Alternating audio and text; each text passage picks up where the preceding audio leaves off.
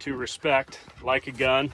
It's a tool that'll do its job, and it can't hurt you all by itself. All right, if it's going to hurt you or somebody else, it's because you did something wrong. So as long as you follow those basic safety rules, it's something to be respected, not feared. Is it hard to pull those rubber things down? It is hard. Yep. And when Bron gets all that line wrapped up there, he can tell you if he thinks it's hard. And so when I come over this, it just like that. Yep.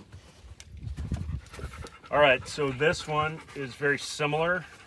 As you can see here, the spear is a cord. Right, it has a cord.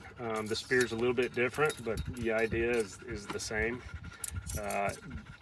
This one screws off just the same. This one's a little different in that you have this little retainer ring for the barbs. It'll help hold them in as you're swimming around. If it falls off, it's not a big deal. It doesn't really matter.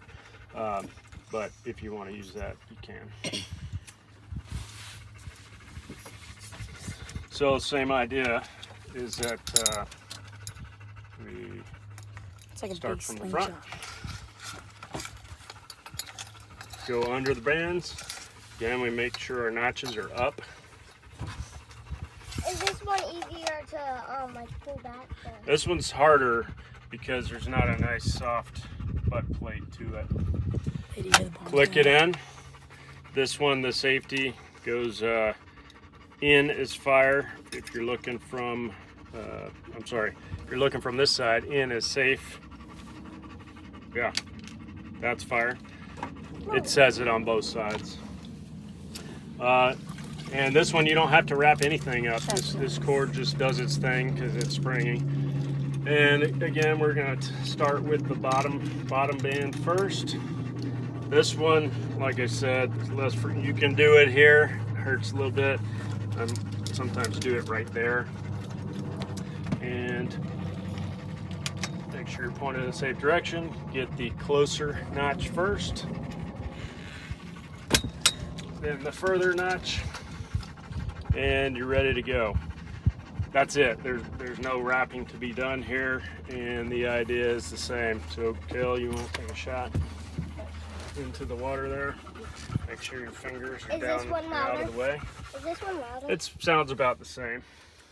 So this is fire. Let's see. Don't put that in front of your face there. So. You see, if you had that right in front of your chin, it would pop you in the mouth, but it's not like you're shooting a cannon or something.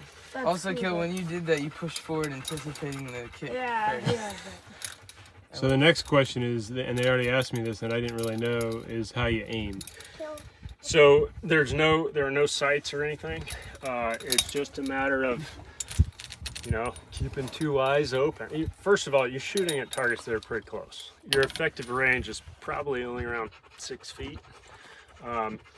Part of that is because the water's slowing the spear down pretty quickly, and part of it's because the fish, if they're a little too far away, they don't provide enough surface area resistance to get good penetration. And lastly, they can move a fair bit. If you're taking a longer shot, they'll move a fair bit between the time you pull the trigger and the time the spear gets there. So 6-7 feet is kind of a long shot. And as you can see, it's not as if you have an unlimited amount of cord here anyway. So frankly, based on your visibility out here, it's pretty good out here, but sometimes you can't see as far as you could shoot anyway. So a nice broadside fish is the best target, shooting typically right into or right behind the gill plate.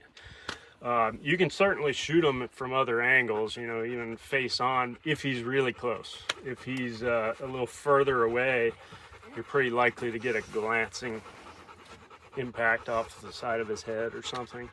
But that broadside is the best for sure. So then if you shoot and you have it go through the fish, then what's the next step? So the first thing I do is grab the spear. Okay. assuming, of course, that the barbs have made it all the way through him and he's actually fully secured. Sometimes it might not be the best shot. Sometimes you hit towards the edge of the fish and it went through him, but it's just barely hanging on because the hole is so close to the end of the fish. The first thing I do is grab the spear and see, okay, how was that hit? Do I need to also grab the fish? He's probably not going to be dead. In fact, he's almost never dead immediately. If you hit him in the brain, yeah, he's probably done. But pretty much everywhere else, if he gets off, he will get away. If it's immediately after you shoot him. So don't think you can let go of that fish just because he's got a hole in him, because he's got enough life left in him to get where you're not going to find him again. He will go off and die. But anyway, so the first thing, grab the spear. Second thing, grab the fish. And then, you know, if I'm close to the boat, I'll probably just come back to the boat and deal with it on the boat. Sometimes I've carried a stringer around on my belt so I can put the fish on the stringer and keep hunting. I might have one of those if you guys want to take it with you, but I would probably just swim back to the boat. So I would keep the fish on the spear. So do you guys have like a nest thing that you could put them in? We have a cooler and some trash bags to put the fish in. Yep. And then I would just load the spear back onto the gun with the fish on it. So I freed up one of my hands. And for this one, I'd go ahead and wrap the line back up so I'm not tangling it in my feet. And then I can swim. Now I've got everything in one hand. So we talked about how to operate this thing again. Very important.